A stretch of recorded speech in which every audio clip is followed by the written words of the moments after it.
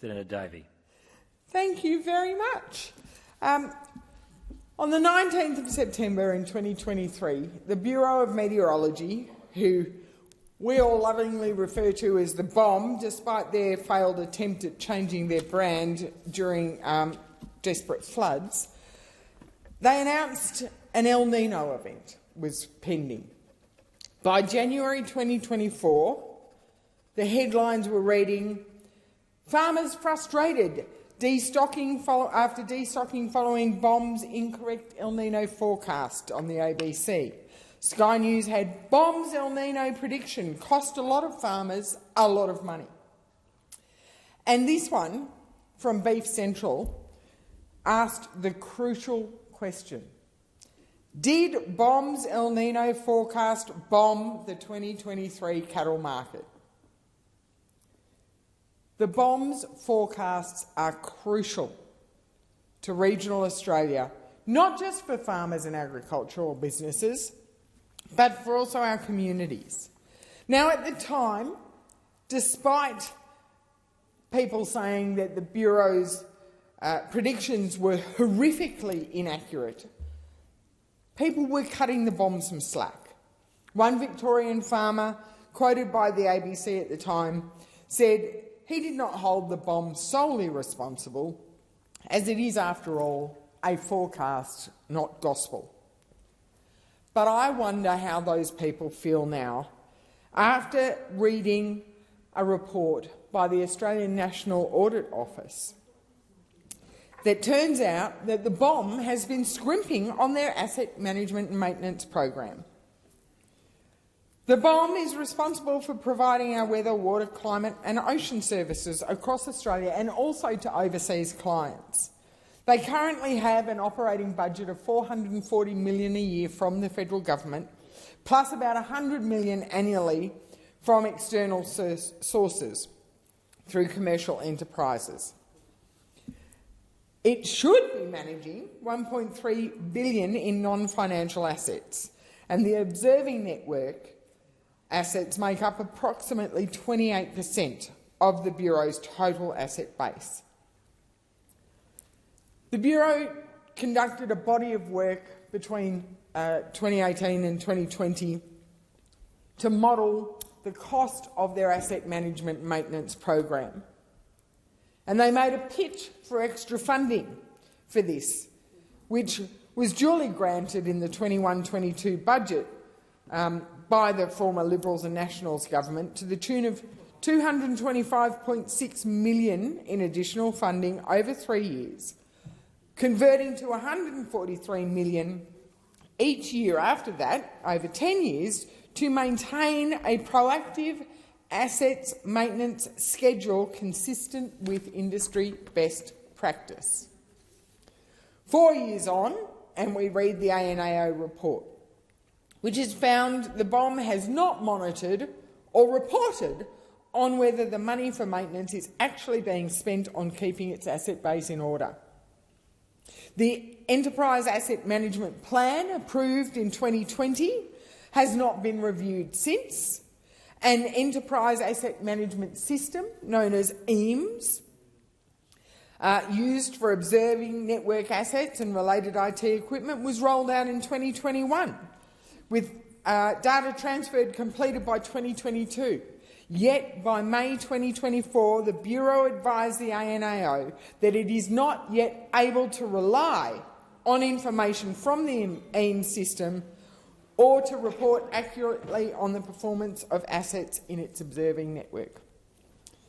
The draft Inventory Management Plan for Replacement Parts, which was drafted in 2022, remained in draft form for the next 2 years. Planned maintenance targets have not been met, instruments are failing to return data, and assets have reached or are beyond the end of their useful life. Meanwhile, the Bureau is overseeing cost overruns on key projects, including the robust computer data and security program.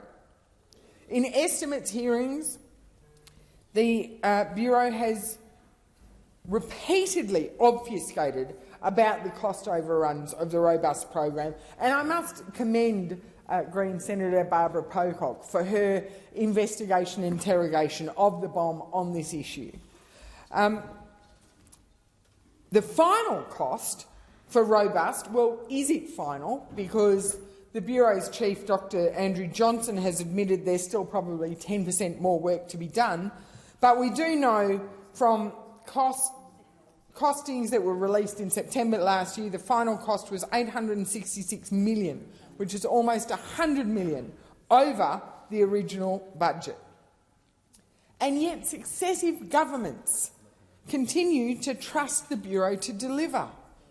From 2007 to 2017, according to a piece of work done by the Weekly Times, which actually calculated every time we've given the Bureau money to develop a go-to water data hub, billed time and time again as a single source of truth, the total has been $450 million. That is an incredible amount of money. And yet people working in the water industry say they never look at the Bureau for water market data information.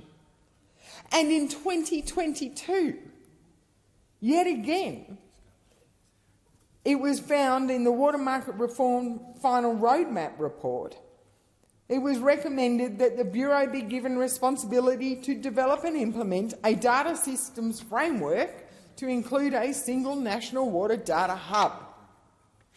So they've been funded from 2007 through to 2017 to develop a single source of truth water data hub, and yet we've got recommendations from other agencies that we need a single water data hub. And they're suggesting BOM should do it. I question whether BOM are the right people, given they've already received $450 million, and what they've produced is a web page that no one looks at, is out of date, reports behind other agencies' websites, and is failing on every level. And then, I mean, credit to Dr Johnson. He must be the best salesman out there, because he is still going to the government and saying, let us be the experts in the room. So following the incredible flood events in 2022-23, and I've asked the BOM, who owns all the flood gauge networks in Australia? And the answer is multiple agencies. Some are local government, some are private enterprise, some are state government, some are Bureau. But they've managed to put the pitch to government, which was accepted, that a $236 million for a national 10-year program to enable the Bureau to acquire and upgrade flood infrastructure, including high-priority rain and river gauges and supporting communications equipment.